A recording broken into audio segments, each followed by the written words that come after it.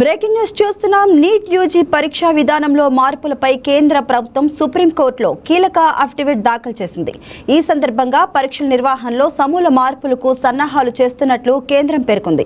Pen and paper విధానానికి స్వస్తి పలికి ఆన్లైన్ కంప్యూటర్ ఆధారిత పరీక్షా నిర్వహణపై తీవ్రంగా ఆలోచిస్తున్నట్లు అఫిడవిట్లో వెల్లడించింది.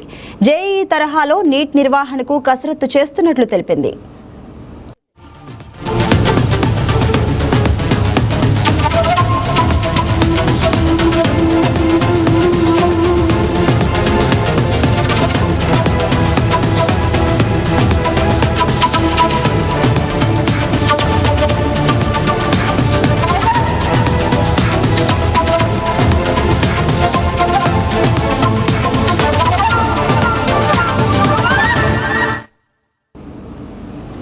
నందన్ నిలేకని నేతృత్వంలోని హై పవర్ టాస్క్ ఫోర్స్ సిఫార్సుల ఆధారంగానే తుది నిర్ణయం ఉంటుందని కేంద్రం పేర్కొంది. అలాగే నీట్ అక్రమాల కేసుపై సిబిఐ విచారణ కొనసాగుతుందని ధర్మాసనానికి తెలిపింది.